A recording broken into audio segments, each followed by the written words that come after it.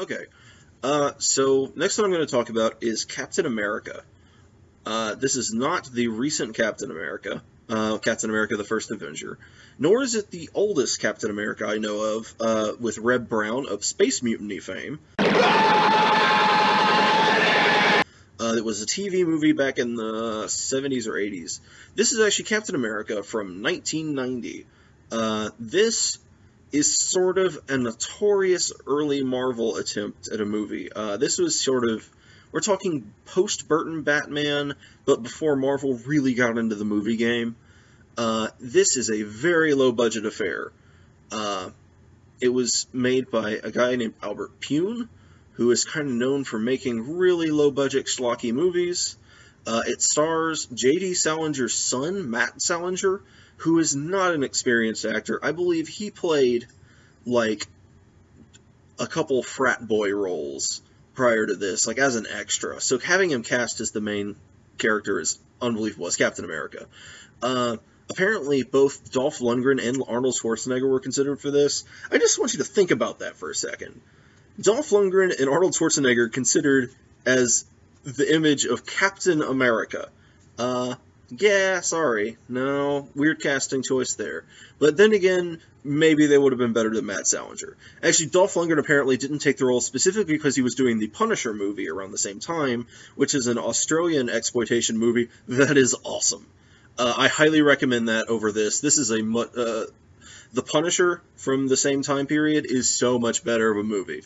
It's a great sort of grindhousey, which is exactly what you want from a Punisher movie. But I'm not here to talk about Punisher with Dolph Lundgren. I'm here to talk about Matt Salinger and Albert Pune's Captain America from 1990. So, you can tell watching this. I actually watched some behind-the-scenes footage and interviews on this one to sort of get a grasp of how this happened. So the Captain America suit's the first thing to talk about. They put this guy, they actually filmed this in Yugoslavia at the time, and it was hot.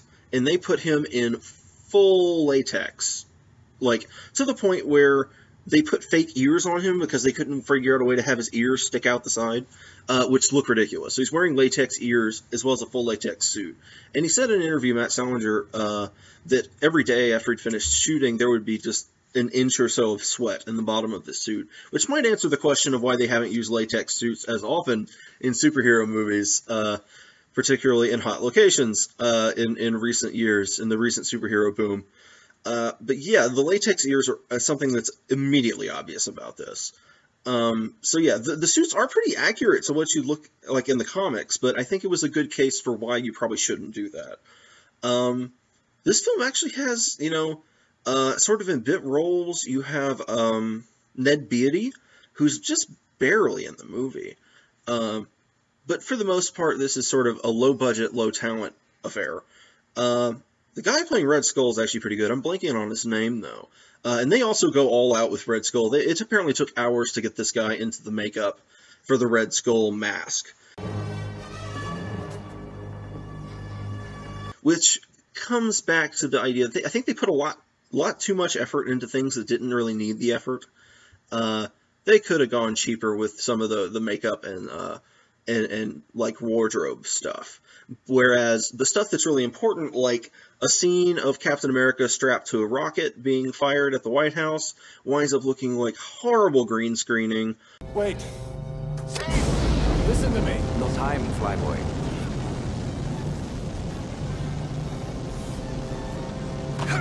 You can travel cheaply as one, you sick bastard. Now stop the launch. Stop it or I'm taking you with me! Halt! Disgraziato! Vier! Drei! Unmöglich! Es ist zu spät! Zu spät! This is no time! Oh! Falling hand! Amazing! No! Die Rakete hebt sich!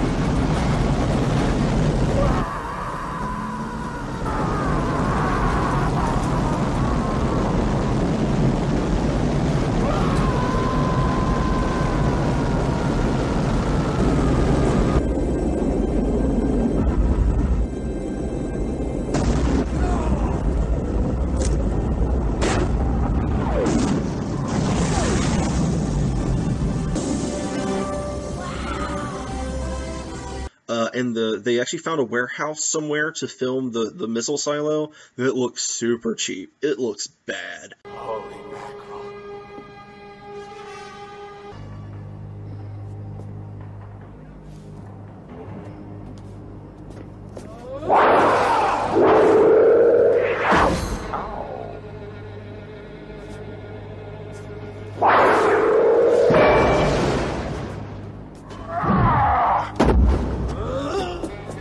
Animating, just when I am needing help of my English lessons.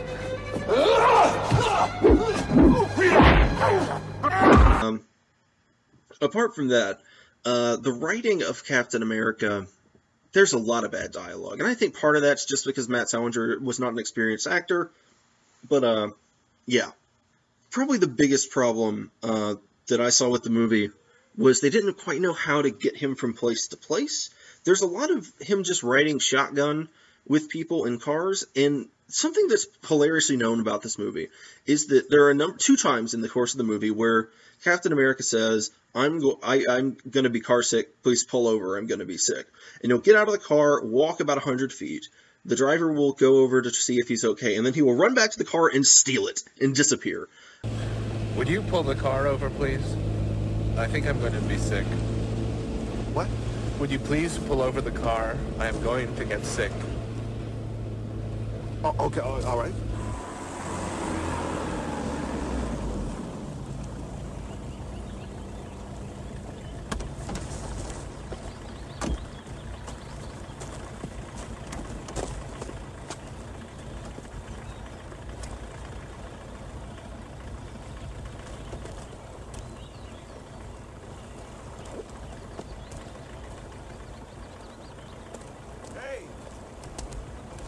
Captain!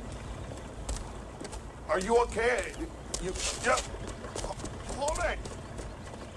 No, don't leave me out here! Here's Rome, and here's Portovenere. Now, if we step on it, we can totally be there by lunchtime.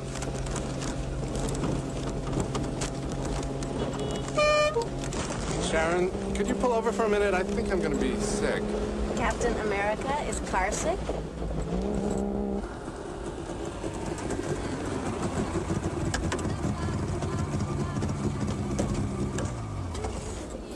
Are you okay? What are you doing? Wait a minute, what are you doing? I can't take you into danger, Sharon. That much at least I can do for Bernie. Thanks for your help. Thanks for my help. Open this door.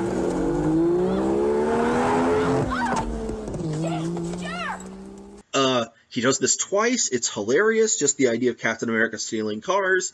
Also, there is a nod to it in the recent Captain America Winter Soldier movie, where they ask him how he knows how to steal cars, which was hilarious. If you're familiar with this movie, that's probably the thing you most hear about, but either the latex ears or the stealing of cars. Yeah, some people think this movie is like a painful watch. I thought it was a nice sort of goofy, obviously incompetent movie. It does drag down at times, but it certainly is not like, it's not like watching the old Batman and Robin movie. We're talking about the TV style. It's not like, you know, Bam Pow sort of stuff. It actually has some really dark moments where characters die. And it's just, I think the biggest problem with this movie is this is a movie that had grand aspirations, but didn't have anywhere near the budget they needed. And they wound up, apparently, they had intended to film not just in, like, Yugoslavia, but also in Alaska. And they had to cut out everything they were going to film in Alaska. And apparently this was a symbol, you know, pretty much they ran out of money and they had to cut together what they could. And you can kind of tell that that's what happened here. This is also one where this happens sometimes with these kind of movies, where the director was cut out of the editing room.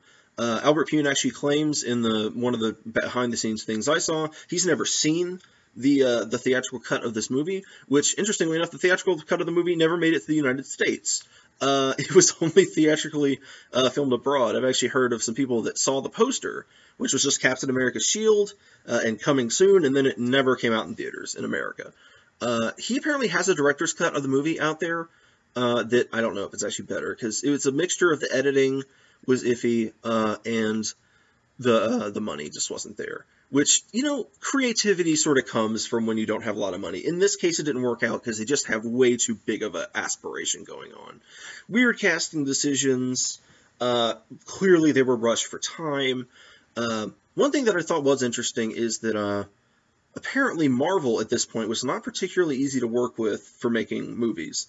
Apparently, they were very hesitant to have Captain America look anything unlike what he does classically. Like, apparently they wanted to go with a black uniform for Captain America for this movie, but they insisted that Captain America had to look like he did in the comic books, which clearly they're not as stringent about that nowadays, but then again, they're very much more into the movie business now as they were then, than they were at that point. So, yeah, this was an interesting sort of example of how big-budget superhero movies can go bad, and how times have changed in the past, you know, 25 years as far as superhero movies at the box office. At this point, Batman and Superman is pretty much all there was. Marvel really wasn't in the game, and you wouldn't have, you know, apart from Spider-Man on, like, television, you wouldn't have big feature stuff until Sam Raimi's Spider-Man out of the Marvel Universe, and the Bryan Singer X-Men. And, yeah, this is sort of why, is this movie was a colossal failure in the eyes of most. But yeah, I actually think this is a pretty fun bad movie to watch. Some people think it is horribly boring, but I thought it had a little bit of charm to it. It's very cheesy, but the scenery is fantastic. I love the places where they filmed, particularly this old castle.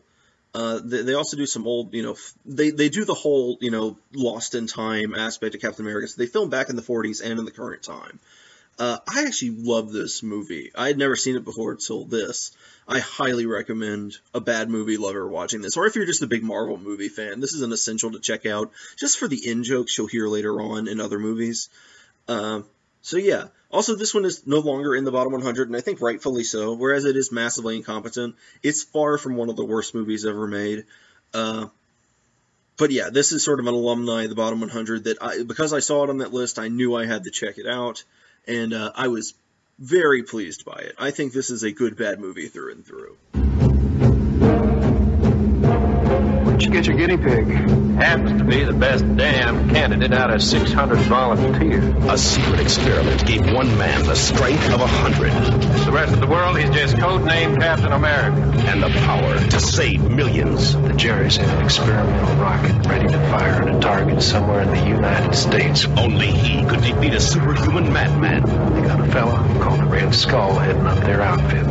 All we can hope to get in there is one good man. But saving the world left him trapped in an icy grave until fate released him to finish a battle started decades ago. Yeah, he's still alive. We don't know where he is or who he is. Now, an evil genius is on the verge of global domination. Captain America, you gotta help us. And only Captain America can stop him.